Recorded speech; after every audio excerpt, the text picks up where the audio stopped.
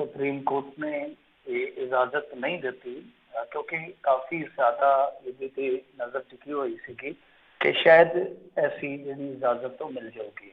पर तुहानू पता ही है कि कोरोना करके कुछ चीज़ां जड़ियाँ टालियां जा रही ने, कुछ चीज़ां जड़ियाँ वो कोर्ट के विच जांदियां जी सुनवाई लई, फिर उस तो बाद फैसले आउंदे कि इदां नहीं इदां होना चाहिए। तो खैर ये मुहर्रम के मौके जो जलूस कढ़िया जाता है ਉਹਦੇ ਵਿੱਚ ਇਹਨਾਂ ਨੇ ਪਟੀਸ਼ਨ ਪਾਈ ਸੀ ਮੇਰੇ ਖਿਆਲ ਦੇ ਨਾਲ ਕੋਈ ਸੱਜਣ ਸਨ ਯੂਪੀ ਤੋਂ। ਤਾਂ ਇਹਦੇ ਵਿੱਚ ਸੁਪਰੀਮ ਕੋਰਟ ਨੇ ਸੁਣਵਾਈ ਤੋਂ ਬਾਅਦ ਜੋ ਫੈਸਲਾ ਕੱਢ ਕੇ ਦਿੱਤਾ ਆ ਉਹ ਕਹਿੰਦੇ ਆ ਕਿ ਦੇਖੋ ਮੁਹਰਮ ਦੇ ਜਲੂਸ ਕੱਢਣ ਦੀ ਆਗਿਆ ਜੇ ਦਿੱਤੀ ਜਾਂਦੀ ਆ ਤਾਂ ਇਹਦੇ ਨਾਲ ਹੋਏਗਾ ਕਿ ਜੇ ਮੰਨ ਲਓ ਕੱਲ ਨੂੰ ਖੁਦਾ ਨਾ ਖਾਸਤਾ ਕੋਈ ਐਸਾ ਵੈਸਾ ਭਾਣਾ ਵਾਪਰ ਜਾਂਦਾ ਹੈ ਤਾਂ ਇੱਕ ਸਮੂਹ ਨੂੰ बहुत ज़्यादा टारगेट किया जाऊगा। मतलब कि साफ तौर पर है कि मुसलमान भाईचारा फिर निशाने से आ जाऊगा। जिस तरह तबलीगियां वाले मामले आप देखा वो थोड़ी जानकारी लिए मैं दस देव कि जड़ियाँ 29 FIR दर्ज की गई सन तबलीगियां ते जेडे विदेश तो आए सन वो खारिज कर दी हैं बॉम्बे हाई कोर्ट ने पिछले दिन। खैर सुप्रीम कोर्ट ने आख्या कि बद इंतजामी फैलेगी, उस तो बाद भी कोई गलबात होगी तो खास फिरके निशाने पर ले लिया जाएगा। तो ये डर ये झिझक साफ तौर पर दिखाई देती है सुप्रीम कोर्ट को कि कल नू ऐसा वैसा कुछ वापर सकता, क्योंकि ये पूरे देश लई सीगा। हालांकि देखो कुछ लोग ये काउंटर आर्गू करनगे कि जगन्नाथपुरी दे विच यात्रा की जिहड़ी आ वो इजाजत इसे ही सुप्रीम कोर्ट ने दी सीगी और उदों दी सीगी जदों उत्थे काफ़ी हालात जिहड़े आ वो अणसुखावे सन और यात्रा तो पहला कुछ पॉजिटिव भी निकल आए सन सेवादार वगैरह। तो ये जिहड़ा मामला है हुण ये थोड़ा उल्टिया क्योंकि वो कुछ इलाके लई जां मतलब कि एक तय रूट लई यात्रा होएगी जां एक शहर दे विच होएगी तो इत्थे पूरे देश का मसला सीगा। तो मेरे ख्याल दे नाल जे इस पॉइंट ऑफ व्यू तो लईए कि कल नूं जे कोई उन्नीकी हुंदी आ तो फिर वही कुछ रिलीजियस प्रोफाइलिंग जिन्हों आप कहने वो करने तो इन्हें गुरेज नहीं करना। तो सुप्रीम कोर्ट ने शायद उसे ही मद्देनजर फैसला दिता। पर देखो अगे इस मामले में दोबारा रिव्यू वास्ते सुनिया जाता या पटिशन के रूप पाया जाता या नहीं, क्योंकि कुछ चीज़ां ऐसिया ने धार्मिक लहजे नाल देखिए धार्मिक लिहाज नाल देखिए तो वो काफ़ी ज़्यादा विवादित रही है कि हाँ भाई इन्होंने इजाजत दे दी फलानिया चीज़ां खुलियां ने फलानिया क्यों नहीं है। तो काफ़ी दबाव वाला काम होता वैसे जुडिशरी वास्ते भी।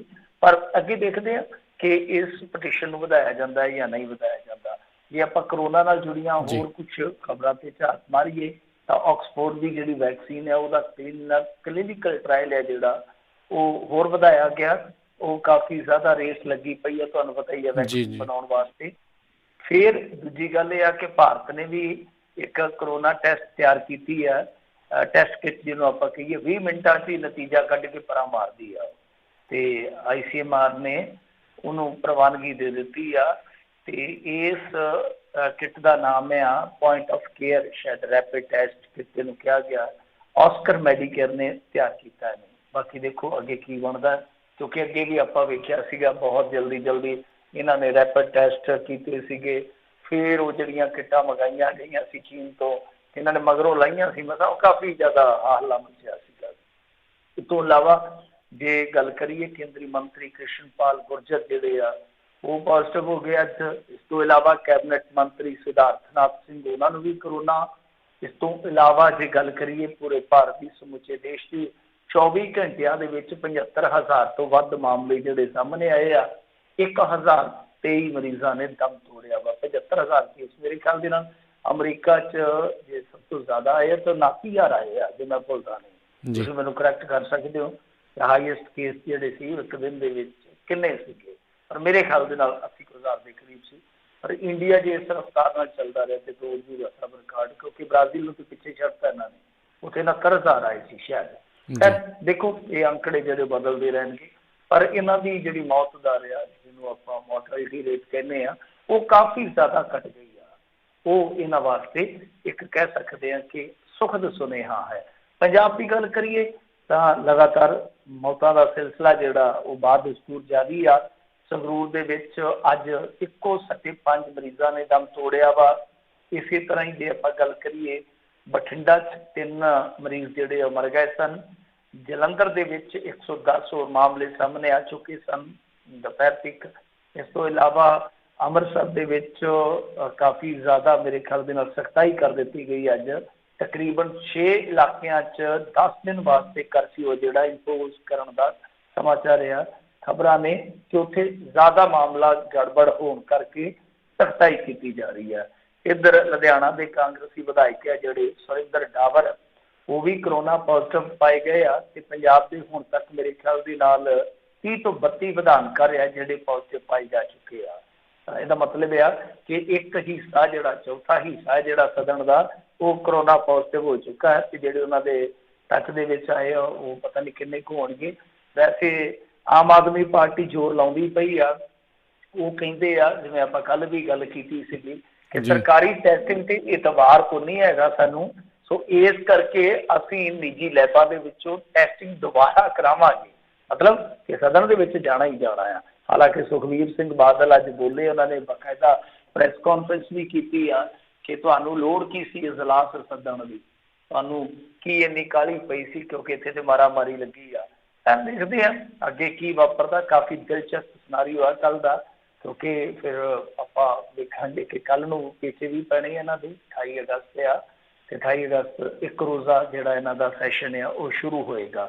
ਉਹਦੇ ਵਿੱਚ ਕੌਣ ਕੌਣ ਹੋਣਗੇ, ਕੀ ਮਸਲਾ, ਕੀ ਮਸਾਇਲ ਜਿਹੜੇ ਆ ਉਹ ਉੱਠਣਗੇ, ਉਹਦੇ ਤੇ ਕੀ ਜਵਾਬ ਹੋਣਗੇ, ਕਾਫੀ ਦਿਲਚਸਪ ਰਹੇਗਾ। ਇੱਧਰ ਸਨੀ ਭਾਜੀ ਤੁਹਾਨੂੰ ਪਤਾ ਹੀ ਆ, ਹਥੌੜੇ ਵਾਲੇ ਜਿਹੜੇ 5 ਕਿਲੋ ਦਾ ਹੱਥ, ਤਾਂ ਉਹ ਹੱਥ ਉੱਠੇ ਆ। 5 ਮਹੀਨਿਆਂ ਬਾਅਦ ਉਹਨਾਂ ਨੇ ਕਰੋਨਾ ਨਾਲ ਲੜਾਈ ਵਾਸਤੇ ਸਮਾਨ ਘੱਲਿਆ, ਵਿੱਚ ਜੇ ਆਏ ਸਨ ਪਰ 5 ਮਹੀਨੇ ਦਾ ਗੈਪ ਪੈ ਗਿਆ ਵਾ।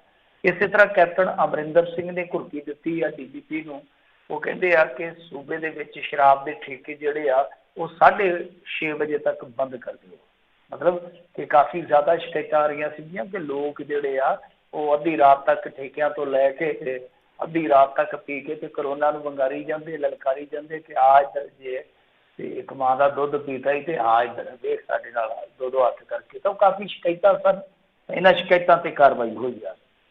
ਜੇ ਅੱਗੇ ਗੱਲ ਕਰੀਏ ਤੇ ਕਹਿੰਦੇ ਆ ਕਿ ਪਿੰਡਾਂ ਦੇ ਵਿੱਚ ਕਰੋਨਾ ਜਿਹੜਾ ਉਹ ਢਿੱਲਾ ਮੱਠਾ ਚੱਲਦਾ ਪਿਆ ਅੱਜ ਕੱਲ੍ਹ, ਸ਼ਾਇਦ ਉਹਨੂੰ ਬੁਖਾਰ ਚੜਿਆ। ਉੱਥੇ ਕਹਿੰਦੇ ਆ ਕਿ 10 ਵਜੇ ਤੱਕ ਵੀ ਠੇਕੇ ਖੋਲੇ ਜਾ ਸਕਦੇ ਆ। ਮਤਲਬ ਕਿ ਪੇਂਡੂ ਇਲਾਕਿਆਂ ਦੇ ਵਿੱਚ ਸ਼ਰਾਬ ਦੀ ਜਿਹੜੀ ਇਹ ਸਰਵਿਸ ਹੈ ਸ਼ਰਾਬੀਆਂ ਵਾਸਤੇ, ਉਹ 10 ਵਜੇ ਤੀਕ ਵੀ ਜਿਹੜੀ ਆ ਉਹ ਜਾਰੀ ਰਹੇਗੀ। ਤੇ ਅਗਲਾ ਕਿੱਕ ਵਾਰ ਸਕੂਟਰ ਨੂੰ ਖਿੱਚ ਦੂਗਾ, ਨਾਲ ਸ਼ਹਿਰਾਂ ਦੇ ਪਿੰਡ ਵੀ ਸ਼ੁਰੂ ਹੋ ਜਾਂਦੇ। ਠੇਕੇਦਾਰ ਜਿਹੜੇ ਆ ਪੇਟੀਆਂ ਉੱਥੇ ਲਿਜਾ ਰੱਖਣਗੇ, ਸਿਆਪਾ ਕੋਈ ਇੱਕ ਆ, ਪਰ ਉੱਥੇ ਜਿਹੜੀ ਆ ਭੀੜ ਰਹਿਣੀ ਆ। ਖੈਰ ਇਹ ਸਭ ਕੁਛ ਹੈ ਜਿਹੜਾ ਕਰੋਨਾ ਨਾਲ ਜੁੜਿਆ ਅੱਜ ਵਾਪਰਿਆ। ਪਰ ਮੈਂ ਸਮਝਦਾ ਕਿ ਕਰੋਨਾ ਦਾ ਜਿਹੜਾ ਕਹਿ ਰਿਹਾ, ਹੁਣ ਦੇਖੋ ਅੱਜ ਮੈਂ ਤੜਕੇ ਕੁਛ ਅਖਬਾਰਾਂ ਫੋਲੀਆਂ ਤੇ ਜਿਹੜੇ ਉਹਨਾਂ ਦੇ ਲੋਕਲ ਸੈਗਮੈਂਟ ਹੁੰਦੇ ਆ ਨਾ, ਜਿੱਦਾਂ ਲੋਕਲ ਆਪਾਂ ਫਲਾਣਾ ਬਠਿੰਡਾ ਬਾਣੀ, ਫਲਾਣਾ ਬਾਣੀ, ਉਹ 3-4 ਜ਼ਿਲ੍ਹਿਆਂ ਦੇ ਵਿੱਚ ਜਾ ਕੇ, ਕਿਉਂਕਿ ਇਹ ਤੇ ਕੋਈ ਓਫੀਸ਼ੀਅਲ ਡਾਟਾ ਜਾਰੀ ਨਹੀਂ ਕਰਦਾ। ਤੁਹਾਨੂੰ ਮੈਂ ਦੱਸਾਂ ਦਿਲਚਸਪ ਗੱਲ ਕਿ ਲੁਧਿਆਣੇ ਦੇ ਵਿੱਚ ਕੱਲ 14 ਮੌਤਾਂ ਹੋਈਆਂ, 14 ਦੇ ਵਿੱਚੋਂ 8-9 ਬਿਰਧ ਸਨ। ਕੋਈ 73 ਵਰਿਆਂ ਦਾ, ਕੋਈ 84 ਵਰਿਆਂ ਦਾ, ਕੋਈ 65 ਵਰਿਆਂ ਦਾ। ਹਾਲਾਂਕਿ ਚਲੋ ਬਿਰਧ ਵੀ ਜਾਣੇ ਨਹੀਂ ਚਾਹੀਦੇ, ਮੈਂ ਤੇ ਇਹ ਕਹਿੰਦਾ ਕਿ ਜਾਂਚ ਪੜਤਾਲ ਹੋਣੀ ਚਾਹੀਦੀ ਹੈ। ਪਰ ਇਹ ਬਹੁਤ ਮਸਲਾ ਜਿਹੜਾ ਗੁੰਝਲਦਾਰ ਆ ਕਿ ਵਡੇਰੀ ਉਮਰ ਦੇ ਜਿਹੜੇ ਜ਼ਿਆਦਾ ਮਰੀਜ਼ ਆ ਉਹ ਮਰ ਰਹੇ ਨੇ, ਪਰ ਦੱਸੇ ਨਹੀਂ ਜਾ ਰਹੇ ਕਿ ਕੁੱਲ ਗਿਣਤੀ ਜਿਹੜੀ ਹੁੰਦੀ ਆ 45 ਹੋ ਜਾਂਦੀ ਆ, 44 ਹੋ ਜਾਂਦੀ, 40 ਹੋ ਜਾਂਦੀ ਮ੍ਰਿਤਕਾਂ ਦੀ, ਤਾਂ ਉਹਦੇ ਵਿੱਚ ਓਵਰਆਲ ਕਿੰਨੇ ਆ, ਇਹ ਲਾਜ਼ਮੀ ਦੱਸਣਾ ਚਾਹੀਦਾ। ਕੋਈ ਵੀ ਬੁਲੇਟਿਨ ਐਸਾ ਵੈਸਾ ਜਾਰੀ ਨਹੀਂ ਕਰਦੇ। ਤੁਹਾਨੂੰ ਯਾਦ ਹੋਣਾ ਅਰਵਿੰਦ ਕੇਜਰੀਵਾਲ ਡੇਲੀ ਜਿਹੜਾ ਬਰੀਫ ਕਰਦਾ ਹੁੰਦਾ ਸੀ ਪਹਿਲਾਂ।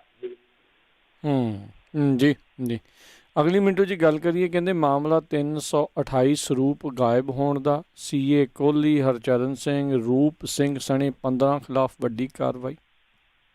ਮੇਰੇ ਖਿਆਲ ਦੇ ਨਾਲ SGPC ਤੇ ਇਤਿਹਾਸ ਦੀ ਰਾਜ ਕਰਨਵੀਰ ਸਿੰਘ ਦੀ ਇਹ ਸਭ ਤੋਂ ਵੱਡੀ ਕਾਰਵਾਈ ਆ। ਹੈ ਅੱਧ ਅਧੂਰੀ ਆ, ਮੇਰਾ ਮੰਨਣਾ ਹੈ ਜਾਤੀ ਤੌਰ ਤੇ ਹੈ ਅੱਧ ਅਧੂਰੀ ਆ ਹਾਲੇ ਵੀ, ਕਿਉਂਕਿ ਸਵਾਲਾਤ ਜਿਹੜੇ ਆ ਉਹ ਕਾਫੀ ਜ਼ਿਆਦਾ ਨੇ। ਮਸਲਨ ਕਿ ਹਾਲੇ ਵੀ ਇਹ ਨਹੀਂ ਪਤਾ ਲੱਗਿਆ, ਕਿਉਂਕਿ ਜਦੋਂ ਸਿੰਘ ਸਾਹਿਬਾਨ ਦੀ ਇਕੱਤਰਤਾ ਹੋਈ ਸੀਗੀ ਉਦੋਂ ਵੀ ਰਿਪੋਰਟ ਜਨਤਕ ਨਹੀਂ ਕੀਤੀ ਗਈ, ਬੰਦੋ ਪੱਤਰਕਾਰਾਂ ਨੂੰ ਵੀ ਨਹੀਂ ਦਿੱਤੀ ਗਈ, ਕੋਈ ਵੈਬਸਾਈਟ ਤੇ ਜਾਰੀ ਨਹੀਂ ਕੀਤੀ ਗਈ ਕਿਸੇ ਕਿਸਮ ਦੀ, ਕਿਉਂਕਿ ਕਹਿੰਦੇ ਜੀ ਕਿ ਸੀਲਬੰਦ ਰਿਪੋਰਟ ਆ, ਇਹ ਅੰਤਰਿਮ ਕਮੇਟੀ ਖੋਲੂਗੀ। ਤਾਂ ਅੱਜ ਜਦੋਂ ਇਹ ਅੰਤਰਿਮ ਕਮੇਟੀ ਦੀ ਐਕਸ਼ਨ ਮੀਟਿੰਗ ਹੋਈ, ਇਹਨਾਂ ਨੇ ਕਾਰਵਾਈ ਕਰਨੀ ਸੀ, ਉਦੋਂ ਵੀ ਇਹਨਾਂ ਨੇ ਜਨਤਕ ਨਹੀਂ ਕੀਤੀ। ਤਾਂ ਉਮੀਦ ਸੀ ਕਿ ਜਨਤਕ ਕਰਨਗੇ, ਹਾਲਾਂਕਿ ਹੋ ਸਕਦਾ ਲੋਕਲ ਪ੍ਰੈਸ ਨੂੰ ਕੋਈ ਰਿਪੋਰਟ ਜਿਹੜੀ ਆ ਮਿਲ ਗਈ ਹੋਵੇ, ਪਰ ਸਾਡੇ ਤੱਕ ਨਹੀਂ ਪਹੁੰਚੀ। ਤਾਂ ਉਹਦੇ ਵਿੱਚ ਇੱਕ ਸਭ ਤੋਂ ਵੱਡਾ ਵੇਖਣ ਵਾਲਾ ਤੱਥ ਇਹ ਸੀਗਾ ਕਿ ਉਸ ਪੋਲੀਟੀਕਲ ਪਾਵਰ ਨੂੰ ਸ਼ਾਮਲ ਕੀਤਾ ਗਿਆ ਪੁੱਛਗਿੱਛ ਦੇ ਵਿੱਚ, ਜਿਹਦੇ ਤੇ ਕਈ ਕਿਸਮ ਦੇ ਦੋਸ਼ ਲੱਗੇ ਸ਼ੁਰੂਆਤੀ ਦੌਰ ਦੇ ਵਿੱਚ ਜਦੋਂ ਇਹ ਮਸਲਾ ਉੱਠਿਆ। ਉਹ ਪੋਲੀਟੀਕਲ ਪਾਵਰ ਯਾਨੀ ਸੁਖਬੀਰ ਸਿੰਘ ਬਾਦਲ ਉਸ ਵੇਲੇ, ਕਿਉਂਕਿ ਉਹ ਘਿਰੇ ਹੋਏ ਸਨ, ਤਾਂ ਕੀ ਉਹਨਾਂ ਤੋਂ ਪੁੱਛਗਿੱਛ ਹੋਈ ਉਸ ਕੋਣ ਤੋਂ ਇਸ ਕੇਸ ਨੂੰ ਲਿਆ ਗਿਆ ਜਾਂ ਨਹੀਂ, ਉਹ ਇੱਕ ਸਵਾਲ ਆ। ਪਰ ਇਹ ਸਵਾਲ ਹਾਲ ਦੀ ਘੜੀ ਇਹ ਨਹੀਂ ਹੈ ਕਿ ਖਤਮ ਹੋ ਗਿਆ। ਕਿਉਂ? ਕਿਉਂਕਿ ਵੇਖੋ ਇਹਨਾਂ ਨੇ ਜਿਹੜੀ ਫਰਦਰ ਕਾਰਵਾਈ ਕੀਤੀ ਆ, ਬੜੀ ਜ਼ਬਰਦਸਤ ਕਾਰਵਾਈ ਆ। ਮੈਂ ਜਿਵੇਂ ਕਿਹਾ ਕਿ ਇਤਿਹਾਸ ਦੀ ਸਭ ਤੋਂ ਵੱਡੀ ਕਾਰਵਾਈ ਹੋ ਸਕਦੀ ਹੈ ਜੇ ਆਪਾਂ ਪ੍ਰਸ਼ਾਸਕੀ ਤੌਰ ਤੇ ਵੇਖੀਏ।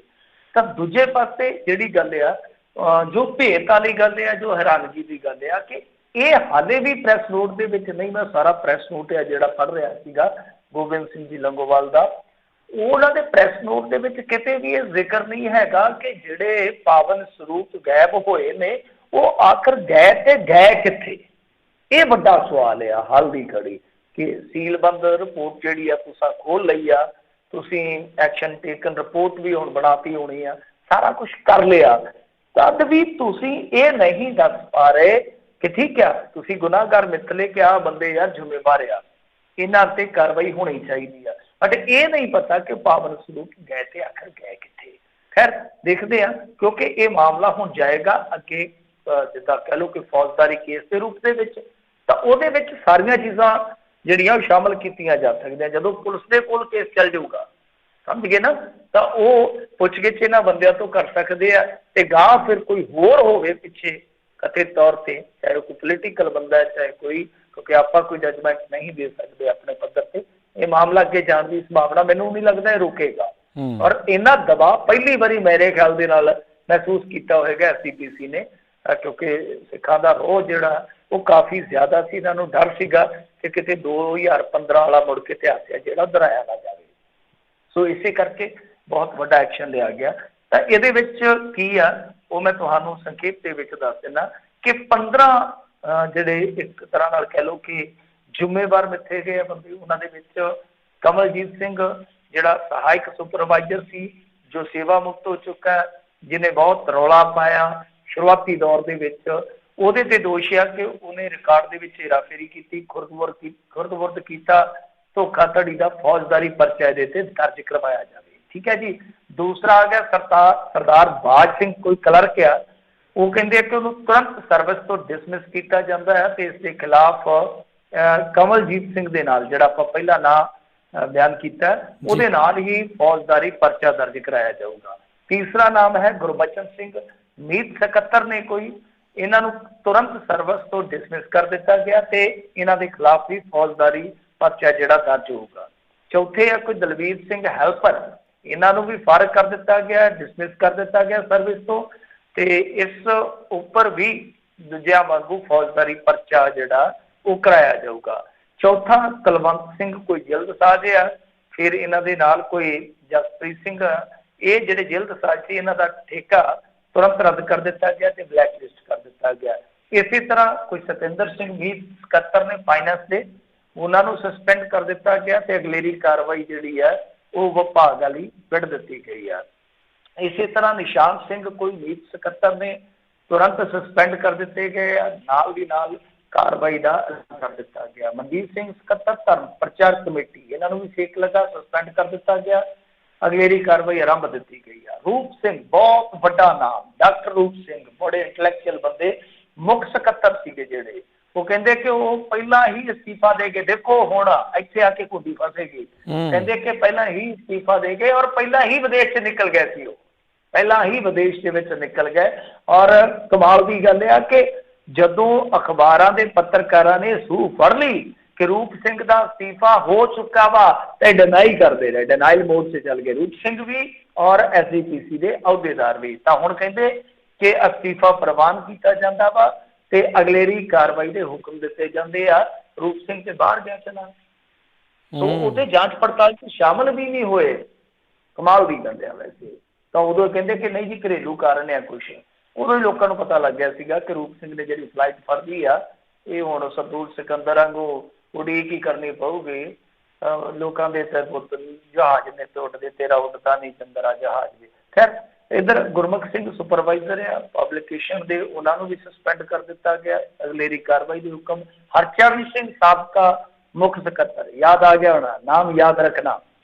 इन्हों भारी तनख्वाह दी जाती सी, बड़ा चर्चा होया। फिर बाद इन्होंने एक किताब लिख दी सारे अपने तजर्बे से, दसिया कि मैं किस तरह एक वड्डे अखबार के काम करता सी, वड्डी तनख्वाह लेंदा सी, इत्थे जो मैनूं दिता वो ठीक मैं प्रवान किया। खैर वो उन्होंने अपने तर्क सी, उन्हों दी अपनियां दलीलां ने, तां हुण भी इस मामले दे विच जिम्मेवार पाए गए आ, क्योंकि वो कहते हैं कि फर्ज नहीं निभा सके, असमर्थ रहे आ।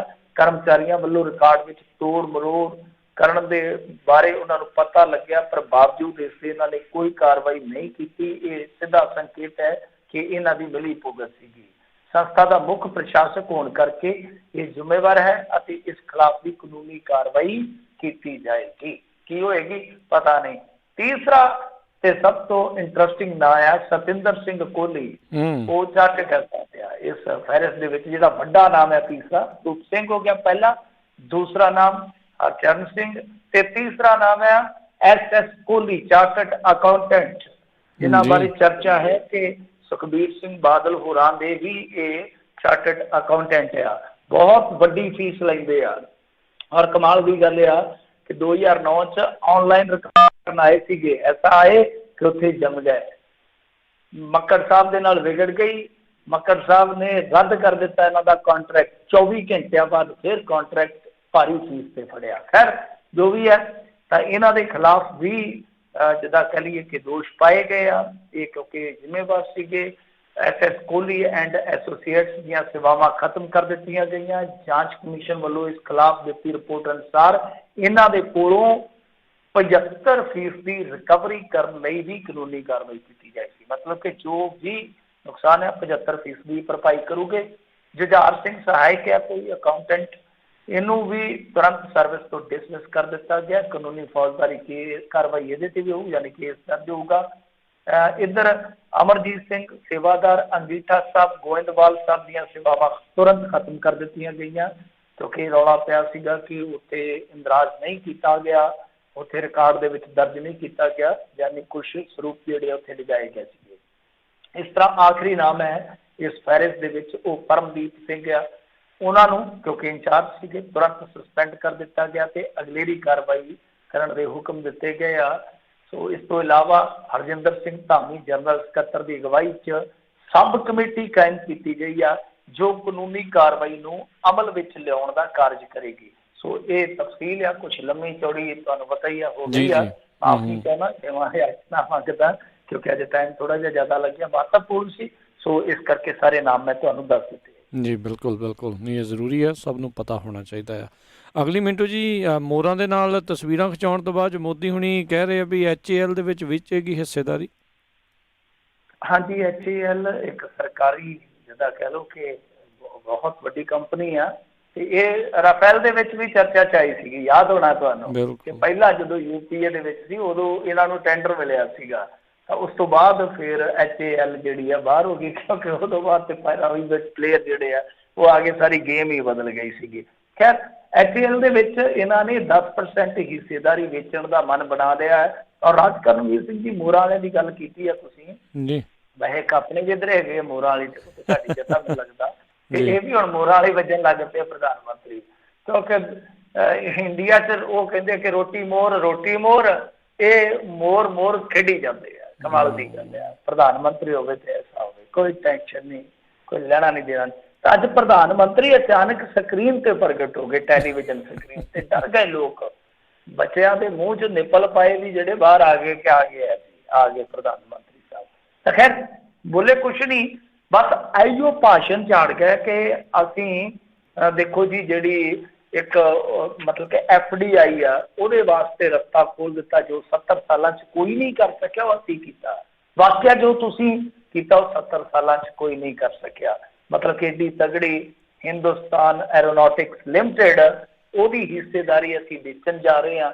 ਇਹਦਾ ਮਤਲਬ ਆ ਕਿ ਬਹੁਤ ਤੰਗ ਆਉਂਦੀ ਆ, ਬਹੁਤ ਮੰਦ ਆਉਂਦੀ ਆ। ਹਾਲਾਂਕਿ ਚਲੋ ਜੇ ਆਪਾਂ ਦੇਖੀਏ ਤਾਂ ਇਸ ਤਰ੍ਹਾਂ ਦੀ FDI ਆ ਜਿਹੜੀ ਹਰੇਕ ਮੁਲਕ 'ਚ ਖੋਲ੍ਹੀ ਜਾਂਦੀ ਆ, ਪਰ ਇਸ ਤਰ੍ਹਾਂ ਡਿਫੈਂਸ ਦੇ ਵਿੱਚ FDI ਆ ਜਿਹੜੀ ਜਿਹਦੀ ਕਿਤੇ ਮੁਖਾਲਫਤ ਵੀ ਹੁੰਦੀ ਰਹੀ ਹੈ ਕਿਸ ਟਾਈਮ ਇਹਨਾਂ ਦੇ ਆਪਣੇ ਬੰਦਿਆਂ ਵੱਲੋਂ, ਤਾਂ ਅੱਜ ਖੁੱਲ੍ਹੇ ਰੂਪ ਦੇ ਵਿੱਚ ਨਾ ਸਿਰਫ ਕੀਤੀ ਜਾ ਬਲਕਿ ਪ੍ਰਚਾਰੀ ਜਾ ਰਹੀ ਆ।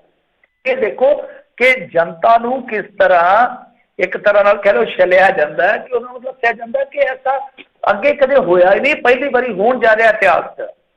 ਤੇ ਵਾਕਿਆ ਇਹ ਇਤਿਹਾਸ 'ਚ ਪਹਿਲੀ ਵਾਰੀ ਹੋਣ ਜਾ ਰਿਹਾ ਕਿ ਤੁਸੀਂ LIC ਦੇ ਵਿੱਚ ਵੀ ਹਿੱਸੇਦਾਰੀ ਵੇਚੀ, ਤੁਸੀਂ ਇਹਦੇ ਵਿੱਚ ਵੀ ਹਿੱਸੇਦਾਰੀ ਵੇਚੀ।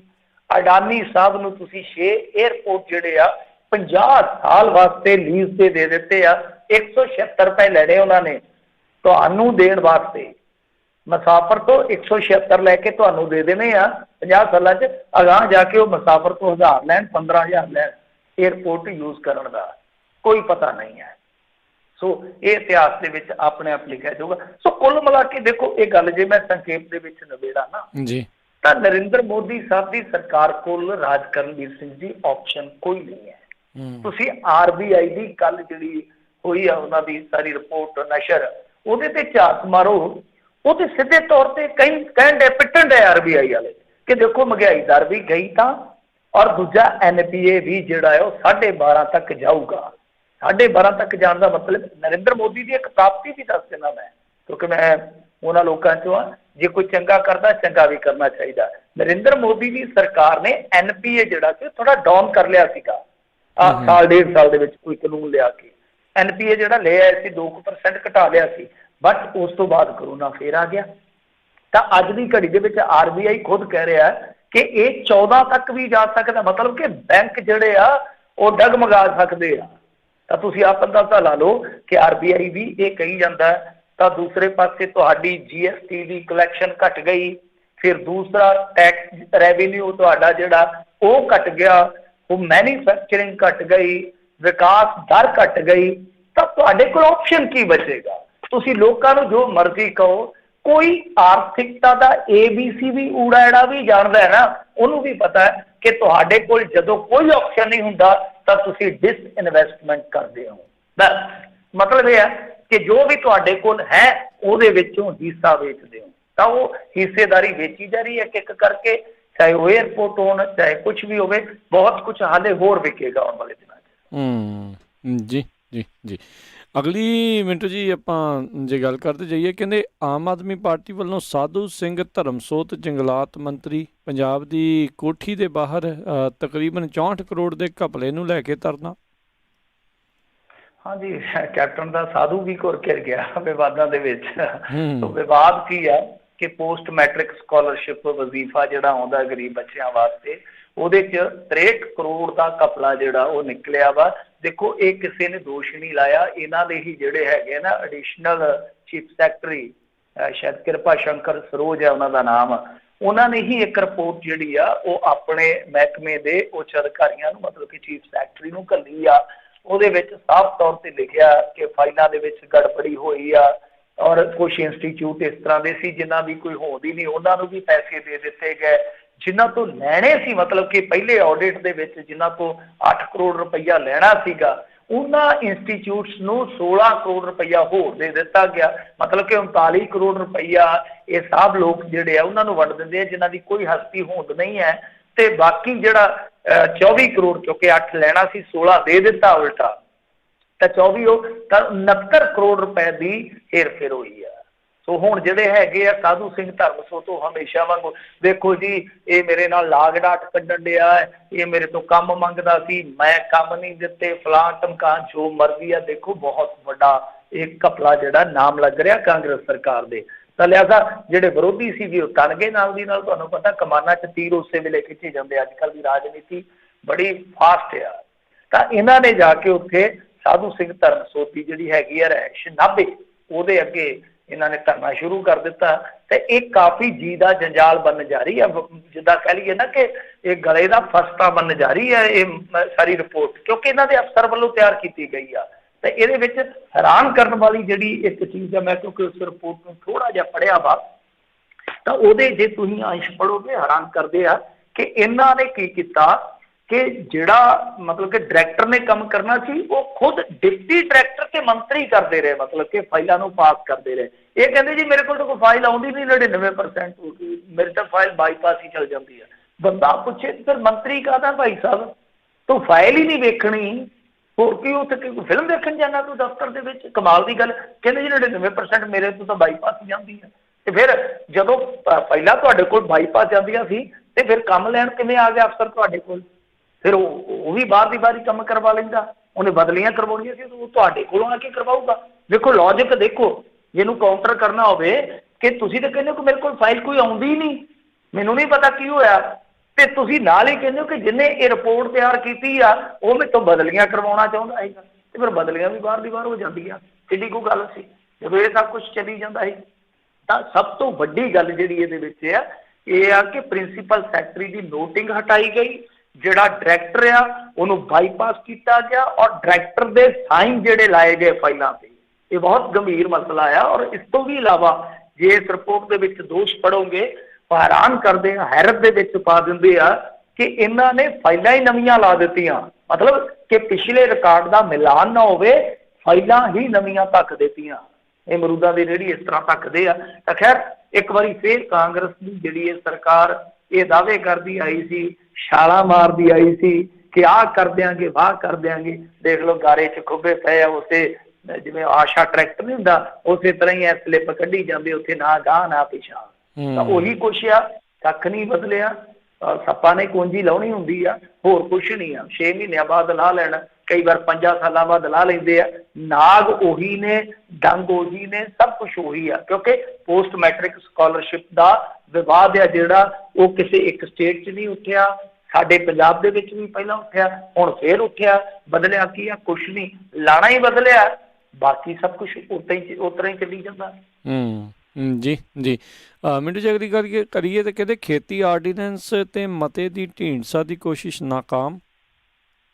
ਹਾਂਜੀ, ਕੋਸ਼ਿਸ਼ਾਂ ਨਾਕਾਮ ਹੋ ਜਾਂਦੀਆਂ। ਵੈਸੇ ਸਿੱਧੂ ਤਾਂ ਕਹਿੰਦਾ ਹੁੰਦਾ ਕਿ ਵਾਅਦੇ ਤੇ ਪਤਾ ਨਹੀਂ ਕਸਮਾਂ, ਵਾਅਦੇ ਜਿਹੜੇ ਆ ਵਾਅਦੇ ਤੇ ਆਂਡੇ ਟੁੱਟ ਜਾਂਦੇ ਆ, ਕੋਸ਼ਿਸ਼ਾਂ ਕਾਮਯਾਬ ਹੋ ਜਾਂਦੀਆਂ ਪਰ ਕੋਸ਼ਿਸ਼ਾਂ ਕਈ ਵਾਰ ਨਾਕਾਮ ਵੀ ਹੋ ਜਾਂਦੀਆਂ ਨੇ। ਤਾਂ ਇਹਨਾਂ ਨੇ ਮਤਾ ਲਿਆਉਣ ਦੀ ਅਪੀਲ ਕੀਤੀ ਸੀਗੀ ਸਪੀਕਰ ਦੇ ਕੋਲ ਕਿ ਆਰਡੀਨੈਂਸ ਜਿਹੜਾ ਆ ਇਹਦੇ ਤੇ ਚਰਚਾ ਹੋਵੇ। ਉਹਦਾ ਮਤਾ ਲਿਆਂਦਾ ਸੀ ਜੋ ਖਾਰਜ ਕਰ ਦਿੱਤਾ ਗਿਆ ਮੇਰੇ ਖਿਆਲ ਦੇ ਨਾਲ। ਸੋ ਡਿਟੇਲ ਤੇ ਕੱਲ੍ਹ ਨੂੰ ਲੱਗੂ ਪਤਾ, ਪਰ ਇਹਨਾਂ ਦਾ ਜਿਹੜਾ ਉਹ ਲਿਆਂਦਾ ਸੀਗਾ ਪ੍ਰਪੋਜ਼ਲ ਉਹ ਖਾਰਜ ਕਰ ਦਿੱਤਾ ਗਿਆ ਸਪੀਕਰ ਸਾਹਿਬ ਵੱਲੋਂ। ਤੇ ਸਪੀਕਰ ਸਾਹਿਬ ਨੇ ਜੋ ਇਹਨਾਂ ਨੂੰ ਦਿੱਤਾ ਵਾ, ਮਤਲਬ ਕਿ ਤਰਕ ਦਿੱਤਾ ਵਾ ਜਵਾਬ ਦੇ ਵਿੱਚ, ਉਹ ਇਹੋ ਆ। ਉਹ ਕਹਿੰਦੇ ਆ ਕਿ ਜੀ ਦੇਖੋ ਇਹ 7 ਦਿਨ ਦੇ ਅੰਦਰ ਅੰਦਰ ਲਿਆਉਣਾ ਚਾਹੀਦਾ ਸੀਗਾ ਸੈਸ਼ਨ ਸ਼ੁਰੂ ਹੋਣ ਤੋਂ ਪਹਿਲਾਂ। ਪਰ ਮੇਰੇ ਖਿਆਲ ਦੇ ਨਾਲ ਆਪਾਂ ਇੱਕ ਦਿਨ ਅੱਗੇ ਵੀ ਇੱਕ ਸ਼ਾਇਦ ਇਹ ਖਬਰ ਕੀਤੀ ਸੀਗੀ ਕਿ ਇਹ ਕੋਸ਼ਿਸ਼ ਕਰ ਰਹੇ ਆ ਪਰਮਿੰਦਰ ਢੀਂਡਸਾ ਔਰ, ਜਿੱਦਣ ਮੈਂ ਤੁਹਾਨੂੰ ਇਹ ਦੱਸਿਆ ਸੀਗਾ ਕਿ ਜੇ ਮਤਲਬ ਕਿ ਇਸ ਤਰ੍ਹਾਂ ਦਾ ਆਰਡੀਨੈਂਸ ਆਉਂਦਾ ਹੈ, ਜੇ ਉਹਦੇ ਤੇ ਬਹਿਸ ਹੁੰਦੀ ਹੈ ਤਾਂ ਅਕਾਲੀ ਦਲ ਉੱਥੇ ਬਹੁਤ ਬੁਰੀ ਤਰ੍ਹਾਂ ਫਸ ਸਕਦਾ ਹੈ। ਕਿਉਂਕਿ ਉਹ ਅੱਜ ਵੀ ਡਿਫੈਂਡ ਕਰ ਰਹੇ ਨੇ ਕੇਂਦਰ ਸਰਕਾਰ ਨੂੰ, ਅੱਜ ਵੀ ਡਿਫੈਂਡ ਕਰ ਰਹੇ ਆ ਕਿ ਕੂੜ ਪ੍ਰਚਾਰ ਆ ਜੀ, ਝੂਠ ਪ੍ਰਚਾਰ ਆ, ਇਸ ਤਰ੍ਹਾਂ ਕੋਈ ਵੀ ਮੰਡੀਕਰਨ ਦੀ ਵਿਵਸਥਾ ਨਹੀਂ ਤੋੜੀ ਜਾ ਰਹੀ, ਕੋਈ MSP ਨਹੀਂ ਟੁੱਟ ਰਿਹਾ। ਚਲੋ ਉਹਨਾਂ ਦਾ ਆਰਗੂ ਆ, ਉਹ ਕਰੀ ਜਾਣ। ਮਤਲਬ ਕਿ ਉੱਥੇ ਸਦਨ ਦੇ ਵਿੱਚ ਜਦੋਂ ਤੱਥ ਰੱਖੇ ਜਾਂਦੇ ਆ, ਬਹਿਸ ਹੁੰਦੀ ਆ, ਤਾਂ ਫਿਰ ਉੱਥੇ ਬਹੁਤ ਔਖਾ ਹੋ ਜਾਂਦਾ ਜਦੋਂ ਤੁਹਾਨੂੰ ਸਾਰੇ ਵੇਖ ਰਹੇ ਹੋਣ, ਵਾਚ ਰਹੇ ਹੋਣ। ਤਾਂ ਇਹਨਾਂ ਨੇ ਲਿਆਂਦਾ ਸੀਗਾ ਤਾਂ ਮਤਾ ਜਿਹੜਾ ਉਹ ਖਾਰਜ ਕਰ ਦਿੱਤਾ ਗਿਆ ਸਪੀਕਰ ਸਾਹਿਬ ਵੱਲੋਂ, ਇਹ ਕਹਿ ਕੇ ਕਿ 7 ਦਿਨਾਂ ਦੇ ਅੰਦਰ ਲਿਆਉਣਾ ਸੀ। ਪਰ ਜਿਹੜੀ ਗੱਲ ਮੈਂ ਕਰ ਰਿਹਾ ਉੱਧਰ ਮੈਨੂੰ ਲੱਗਦਾ ਕਿ 21 ਤਰੀਕ ਸੀ, ਜੇ ਮੈਂ ਨਹੀਂ ਭੁੱਲਦਾ, ਭੁਲੱਕੜ ਬੰਦਾ ਵਾ, ਮਾਫ ਕਰ ਦਿਓ ਜੇ ਭੁੱਲ ਜਾਵਾਂ। 21 ਤਰੀਕ ਤੇ 28 ਨੂੰ ਸੈਸ਼ਨ ਸੀਗਾ, 21 ਤੇ 7 ਦਿਨ ਹੀ ਬਣਦੇ ਆ। ਪਰ ਜੇ ਢੀਂਡਸਾ ਸਾਹਿਬ ਵੀ ਇੰਨੇ ਗੰਭੀਰ ਸੀਗੇ ਤੇ 20 ਨੂੰ ਲੈ ਆਉਂਦੇ, ਕਿਹੜੀ ਆਖਰ ਆਉਣ ਲੱਗੀ ਸੀ? ਥੋੜਾ ਜਿਹਾ ਕਾਲੇ ਵਗ ਜਾਂਦੇ, ਇਹਨਾਂ ਨੂੰ ਪਤਾ ਹੀ ਸੀਗਾ ਕਿਉਂਕਿ ਅਨਾਊਂਸਮੈਂਟ ਤੇ ਪਹਿਲਾਂ ਹੋ ਹੀ ਗਈ ਸੀਗੀ। ਜੀ ਜੀ ਮਿੰਟੂ ਜੀ ਜਾਂਦੇ ਜਾਂਦੇ ਦੱਸ ਦਿਓ ਵੀ ਕਰਤਾਰਪੁਰ ਸਾਹਿਬ ਦੇ ਕੋਰੀਡੋਰ ਨੂੰ ਲੈ ਕੇ ਮੀਟਿੰਗ ਸੀਗੀ, ਕੀ ਰਹੀ ਕੋਈ ਉਸ ਦੀ ਅਪਡੇਟ? ਹਾਂਜੀ, ਉਹਦੇ ਵਿੱਚ ਪਾਕਿਸਤਾਨ ਨੇ ਅੱਛਾ ਰਿਸਪੌਂਡ ਕੀਤਾ। ਜਿਹੜਾ ਪੁਲ ਦਾ ਕੰਮ ਰਹਿੰਦਾ ਆ ਨਾ, ਮੇਰੇ ਖਿਆਲ ਦੇ ਨਾਲ ਇੱਧਰਲੇ ਪਾਸੇ ਥੋੜਾ ਕੰਮ ਹੋਇਆ, ਕਿਲੋਮੀਟਰ ਤੇ 3 ਕਿਲੋਮੀਟਰ ਦਾ ਸ਼ਾਇਦ ਉੱਧਰ ਰਹਿੰਦਾ, ਤੇ ਉਹਨਾਂ ਨੇ ਆਖਿਆ ਕੋਈ ਗੱਲ ਨਹੀਂ, ਉਹਨਾਂ ਨੇ ਪੋਜ਼ਿਟਿਵ ਹੁੰਗਾਰਾ ਦਿੱਤਾ। ਤੇ ਉੱਧਰ ਜਿਹੜੀ ਪਾਕਿਸਤਾਨ ਦੀ ਗੁਰਦੁਆਰਾ ਪ੍ਰਬੰਧਕ ਕਮੇਟੀ ਆ, ਉਹਨਾਂ ਨੇ 3 ਦਿਨ ਵਾਸਤੇ ਆਖਿਆ ਕਿ ਘੱਟੋ ਘੱਟ ਸਤੰਬਰ ਦੇ ਵਿੱਚ, ਕਿਉਂਕਿ ਗੁਰੂ ਸਾਹਿਬ ਦਾ ਜੋਤੀ ਜੋਤ ਦਿਹਾੜਾ ਜਿਹੜਾ ਉਹ ਆ ਰਿਹਾ ਪਹਿਲੇ ਪਾਤਸ਼ਾਹ ਦਾ, ਤਾਂ ਉਹ ਕਹਿੰਦੇ ਕਿ ਉਸ ਮੌਕੇ ਤੇ ਜ਼ਰੂਰ 3 ਦਿਨ ਇਹ ਲਾਂਘਾ ਖੋਲ੍ਹਿਆ ਜਾਣਾ ਚਾਹੀਦਾ।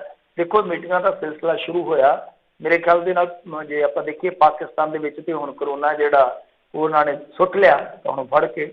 ਜੇ ਇੰਡੀਆ 'ਚ ਵੀ ਠੀਕ ਹੋ ਜਾਂਦੇ ਹਾਲਾਤ ਤੇ ਖੁੱਲ੍ਹਣਾ ਚਾਹੀਦਾ, ਕਿਉਂਕਿ ਦੇਖੋ ਜਿਸ ਤਰ੍ਹਾਂ ਦਾ ਚੀਨ ਦੇ ਨਾਲ ਮਾਹੌਲ ਬਣਿਆ ਪਿਆ ਟਸਲਬਾਜ਼ੀ ਵਾਲਾ, ਤਾਂ ਇਹਨਾਂ ਨੂੰ ਹੁਣ ਚਾਹੀਦਾ ਕਿ ਥੋੜ੍ਹਾ ਜਿਹਾ ਇਸ ਪਾਸੇ ਧਿਆਨ ਦੇਣ ਕਿ ਜੰਗ ਤੁਸੀਂ ਦੋ ਮੋਰਚਿਆਂ ਤੇ ਨਹੀਂ ਲੜ ਸਕਦੇ। ਵੱਡੇ ਵੱਡੇ ਇੱਥੇ ਜਿਹੜੇ ਡਿਫੈਂਸ ਦੇ ਮਾਰ ਹੈ ਉਹ ਵੀ ਕਹੀ ਜਾਂਦੇ ਆ, ਤੇ ਇੱਕ ਪਾਸੇ ਘੱਟੋ ਘੱਟ ਕੋਸ਼ਿਸ਼ ਕਰੋ ਕਿ ਤੁਹਾਡਾ ਮੋਰਚਾ ਜਿਹੜਾ ਥੋੜਾ ਸੌਫਟ ਰਵੇ, ਮਤਲਬ ਕਿ ਉਧਰੋਂ ਤੁਸੀਂ ਥੋੜੇ ਜਿਹੇ ਫ੍ਰੀ ਹੈਂਡ ਹੋ ਜਾਓ। ਜੀ ਜੀ ਜੀ, ਤੇ ਬਹੁਤ ਬਹੁਤ ਧੰਨਵਾਦ ਕਰਦੇ ਹਾਂ ਮਿੰਟੂ ਜੀ, ਤੁਸੀਂ ਸਾਡੇ ਨਾਲ ਜੁੜੇ ਇਹਨਾਂ ਖਬਰਾਂ ਬਾਰੇ ਜਾਣਕਾਰੀ ਦਿੱਤੀ। ਅਗਲੀ ਵਾਰ ਤੱਕ ਲਈ ਬੜੀ ਮਿਹਰਬਾਨੀ। ਪਿਆਰ ਭਰੀ ਸਤਿ ਸ਼੍ਰੀ ਅਕਾਲ ਜੀ। ਸਤਿ ਸ੍ਰੀ ਅਕਾਲ ਜੀ। ਜੀ ਦੱਸੋ ਤੇ ਇੱਥੇ ਸਾਡਾ ਅੱਜ ਦਾ ਪ੍ਰੋਗਰਾਮ ਸਮਾਪਤ ਹੈ। ਮਿਲਦੇ ਹਾਂ ਅਗਲੀ ਵਾਰ ਤੱਕ ਲਈ। ਮੇਰੇ ਵੱਲੋਂ ਵੀ ਤੁਹਾਨੂੰ ਸਾਰਿਆਂ ਨੂੰ ਸਤਿ ਸ਼੍ਰੀ ਅਕਾਲ। ਸੁਣਦੇ ਰਹੋ ਪੰਜਾਬੀ ਰੇਡੀਓ USA।